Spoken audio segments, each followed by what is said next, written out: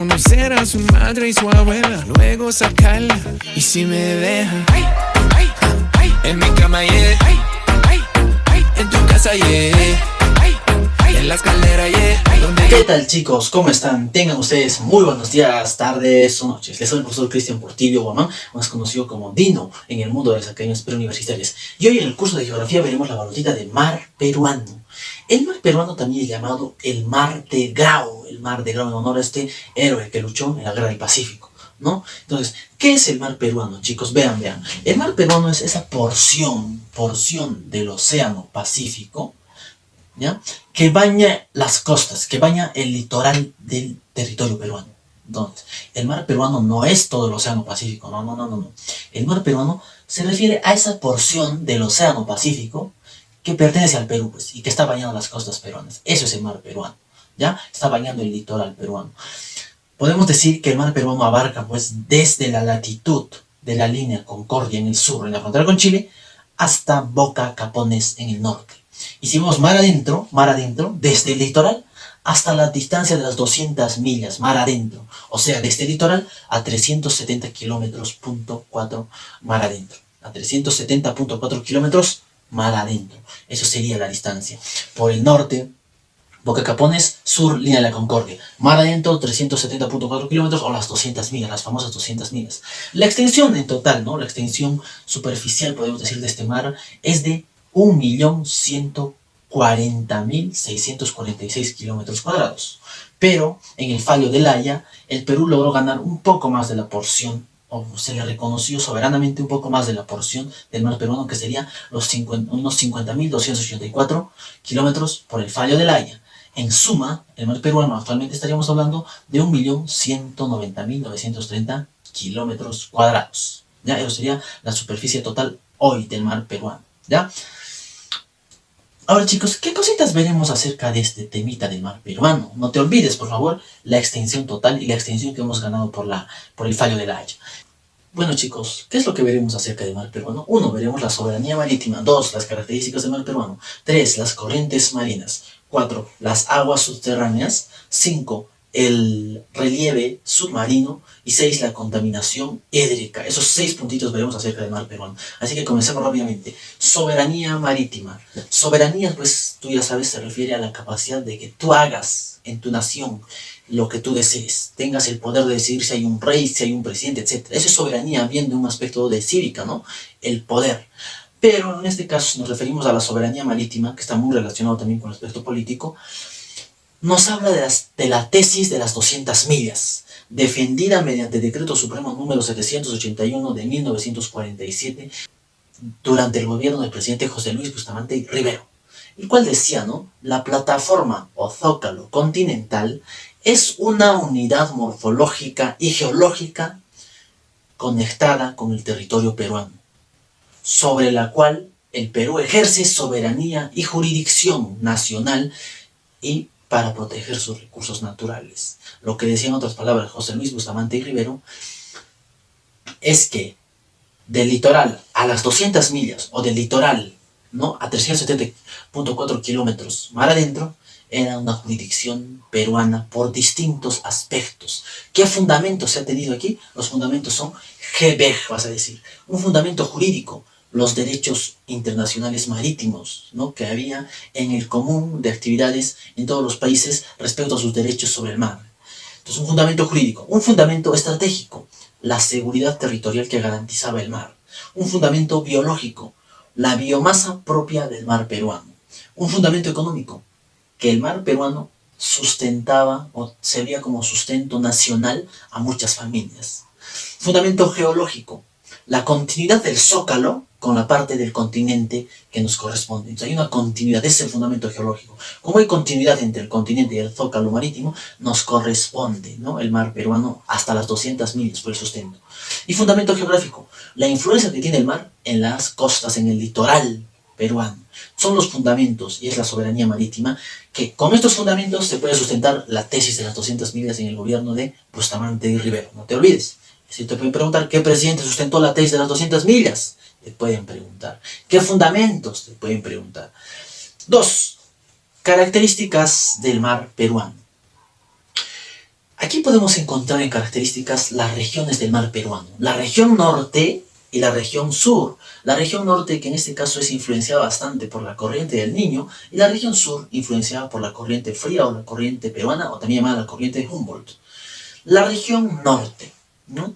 La región norte, chicos, abarca de Tumbes, fíjate, mapita, mira, de Tumbes a Illescas, la región norte. Es la porción de mar más densa, ¿no?, entre las dos regiones de mar. El color de esta región norte o del mar de la región norte es de un color azul, azul plomizo, porque los ríos desembocan en esta zona de la región norte, por eso le da un color azul plomizo. El grado de salinidad es de 34 gramos por litro y tiene una temperatura elevada, caliente, ¿ya? Y la región sur, ya también, va desde donde hemos dejado el anterior, de Illescas a la frontera con Chile. El color es azul verdoso por el plancton y las algas. La temperatura es fría. El grado de salinidad es de 35 gramos por litro, ¿no? De temperatura fría, 35 gramos por litro.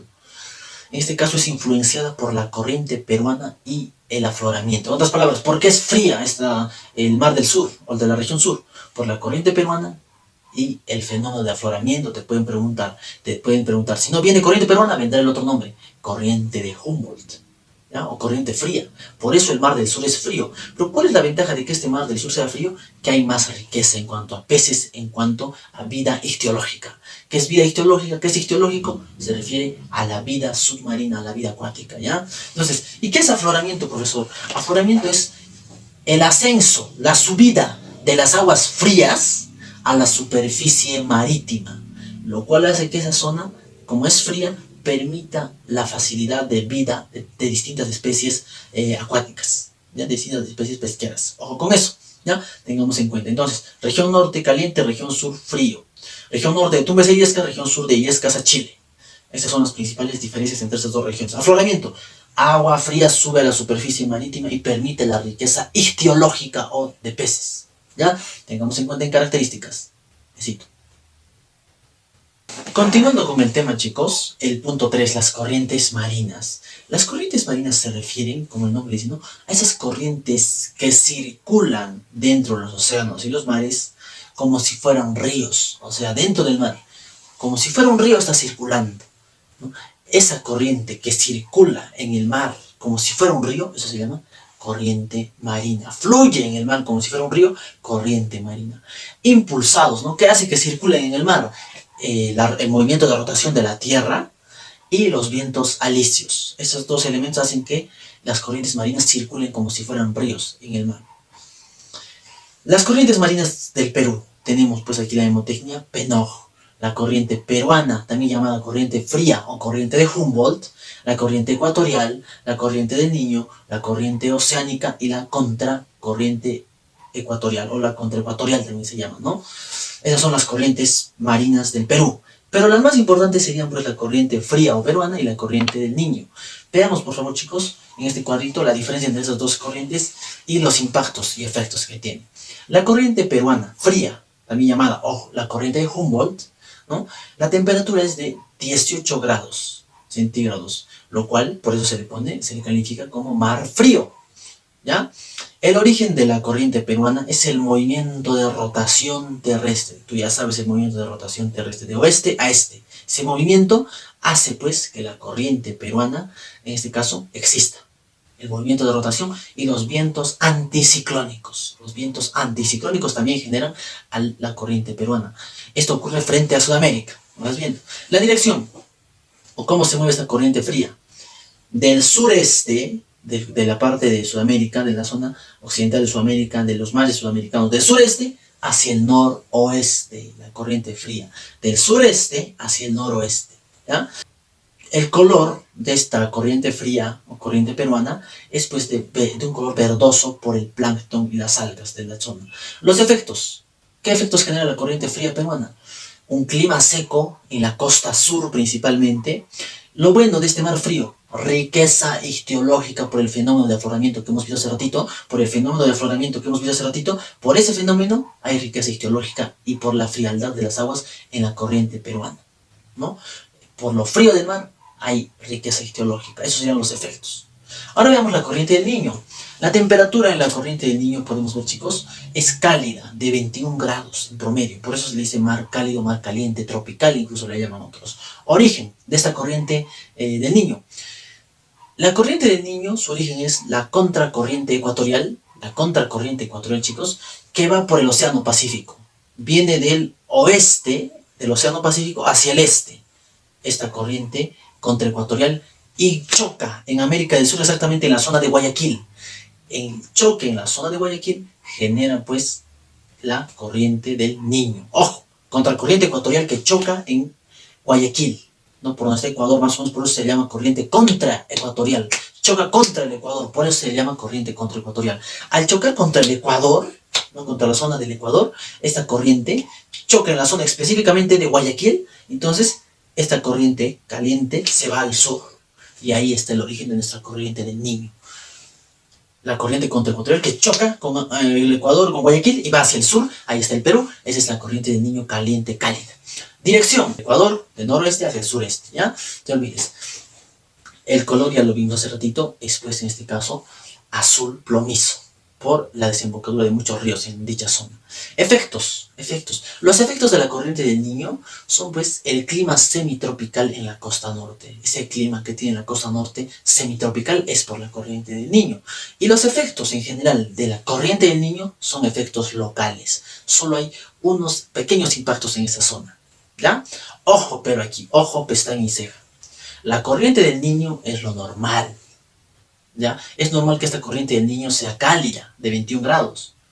Pero cuando la corriente del Niño se calienta anormalmente, ya no se va a llamar corriente del Niño, se va a llamar fenómeno del Niño, el cual va a tener ya no efectos locales, sino efectos globales, afectando incluso a las costas australianas y asiáticas. Tanto es el impacto del efecto del Niño, ¿no? Que ni siquiera se queda en la zona peruana o sudamericana, sino afecta a otros continentes. Entonces, ojo, fenómeno y corriente del Niño. Corriente del Niño, normal que esté caliente, efecto local.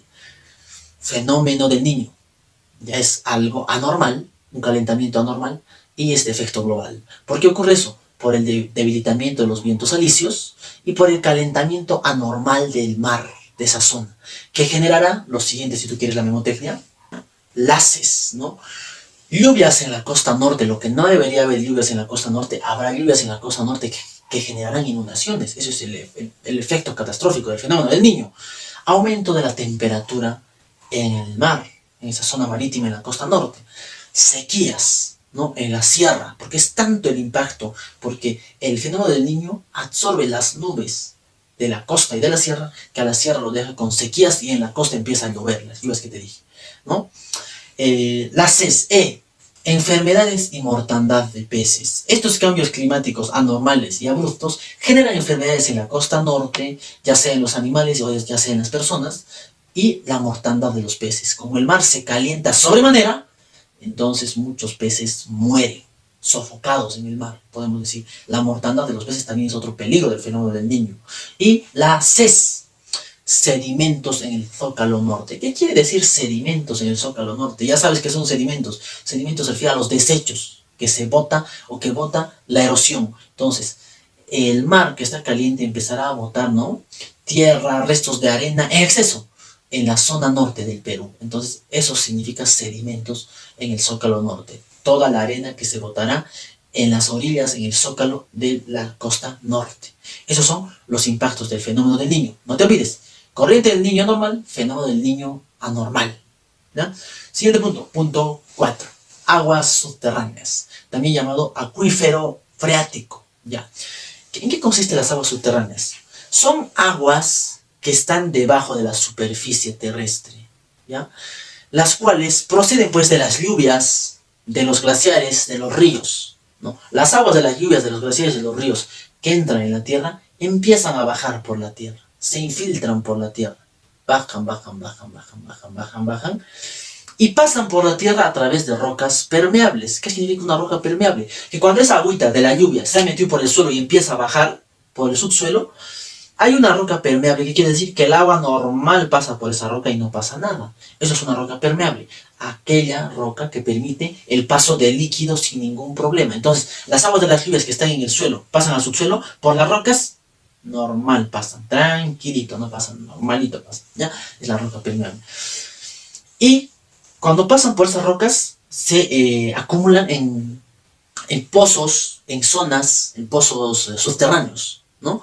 En las zonas subterráneas se empieza a acumular agua de las lluvias, de los ríos, del derretimiento de los glaciares, se empieza a acumular.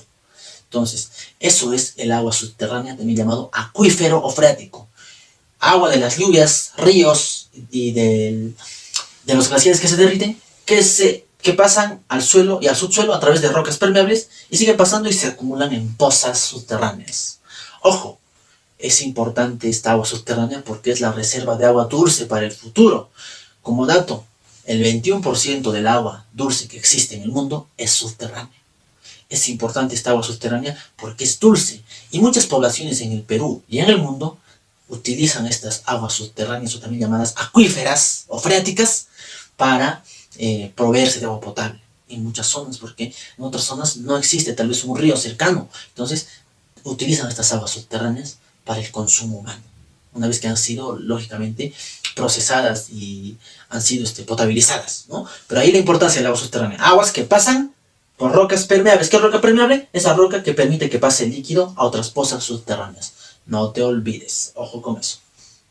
Y continuando con el punto 5, relieve submarino, ¿ya? Las formas que hay en el mar. Veamos eso, ¿ya? Entonces, si quieres la montaña aquí, vamos a ver platafofo, ¿ya? Entonces, tenemos la plataforma, también llamado zócalo continental. ¿Qué es el zócalo continental? Es el relieve submarino suave que continúa a la costa. ¿Qué quiere decir eso? Ese relieve submarino, pues la tierra que está en el mar, el terreno, la corteza de tierra que está en el mar, que está unido al continente. Eso es zócalo, ¿ya? Zócalo es tierra, sí, pero una tierra que está unida al continente, pero ya está esa tierra en el mar. Ese terreno, esa superficie, esa corteza terrestre o esa corteza de tierra que está unido al continente, pero que ya es esto en el mar y el continente está en la superficie. Entonces, esa unión, o lo que continúa al continente, eso se llama zócalo. Lo que continúa al continente, pero bajo el mar. Eso es el zócalo continental, ¿no? ¿Hasta dónde es el zócalo continental? Desde la isóbata, ¿no? Desde la isóbata de 200 metros. ¿Qué es la isóbata, chicos? La isóbata es esa distancia que hay entre, ojo, por favor, la superficie del mar, o sea, la cabecita del mar, a cualquier punto del mar. Ejemplo, podemos decir, ¿no? La isóbata de 200 metros, ¿qué quiere decir? Todos los puntos del mar que están a 200 metros. ¿De qué? De la superficie marítima. Ya, eso es isóbata, por favor, chicos. La isóbata es la distancia que hay entre los puntos respecto a la superficie del mar. En este caso, la plataforma o el zócalo continental está pues en la isóbata de 200 metros, o sea, desde el ras del mar hasta 200 metros. Eso es el aspecto de plataforma o zócalo continental. Las características también de este zócalo continental es que es de ancho variable y todavía llegan los rayos solares. Siguiente, plata, el talud. En este caso, la isóbata, que tengamos en cuenta que la isóbata tiene como referencia el ras del mar, la superficie marítima. Entonces, el talud está desde esta isóbata o desde la superficie marítima a los 200 y 5000 metros. Empieza el talud en los 200 metros hasta los 5000 metros bajo el nivel del mar. Ojo con eso, ¿ya? Tengamos en cuenta. En esta zona del talud hay grandes cañones y desniveles. Aquí también se encuentra la dorsal de Nazca. ¿Qué es la dorsal de Nazca? Una cordillera submarina volcánica que está a los 2500 metros bajo el nivel del mar, ¿no? Y si vemos respecto al continente, está a 150 kilómetros de Ica. Por eso se le llama dorsal de Nazca. Eso se encuentra en el talud. ¿Qué más en el talud? Nos dice que a los pies del talud, o sea, cuando ya está terminando el talud, allí está la fosa marina. Ahora veamos. Fondos abismales, que es una región muy accidentada, un relieve muy accidentado en el fondo del mar, ¿no? Donde podemos encontrar, ¿no?, las placas de Nazca con fangos de lodo y arcilla. Los fondos abismales están entre los 4000 y 5000 metros bajo el nivel del mar. Ahí vas a encontrar las placas de Nazca con fangos de lodo y arcilla. Y como puedes ver, estos fondos abismales están al occidente, fíjate, al occidente están al oeste de las fosas marinas, al oeste de las fosas marinas, porque a su lado están las fosas marinas, ¿no? Hacia este lado. ¿Qué son las fosas marinas? Las fosas marinas están también casi a esa altura de los fondos abismales, pero un poquito más profundo. Por eso se le dice, las fosas marinas es la zona más profunda del mar, o del relieve submarino. Aquí ocurren, ¿no? O aquí ya se ven los efectos de la subducción entre la placa Nazca y la placa sudamericana que habíamos dicho, ¿no? Subducción, cuando una placa se mete debajo de otra. Estas fosas marinas son el origen de dicha subducción. Entonces recuerda, plataforma o zócalo continental, es esa tierra que continúa al continente. Talud, esa tierra que está a isóbata 205.000 metros bajo el nivel del mar. Fondos abismales, es una zona accidentada con fangos y lodo, a su lado, al occidente de las fosas marinas. Las fosas marinas, la zona más profunda donde ha ocurrido la subducción, y por eso están esos huecos, esas fosas marinas, las zonas más profundas. ¿Ya? Ojo con eso. De nuevo recuerda, isóbata, los puntos que están a la misma altura respecto a la superficie marina o al ras del mar. Punto 6. Contaminación hídrica y marítima y sus consecuencias, ¿no? Vas a decir, Eva, la contaminación consiste en la emisión o emisiones atmosféricas o el polvo que va al océano, el escurrimiento de metales industriales en el mar, el vertir desechos tóxicos sobre el mar, también la contaminación, o los accidentes de buques, donde tal vez se botan elementos nucleares, elementos altamente tóxicos que matarán, ¿no? O accidentes en buques donde también se va a botar petróleo, que matará muchas especies, que cambiará el ecosistema en la zona. Las consecuencias, por lo tanto, de la contaminación hídrica serían, pues, el LER, lluvia ácida, ecosistemas perturbados, muertes de animales y el riesgo en la salud humana al final de cuentas. Esto sería, chicos, la parte de mar peruano. Y acabamos el mar peruano, mar de grado. Nos vemos en la siguiente sesión. No dejes de estudiar, dale con todo. Hasta la vista, chicos.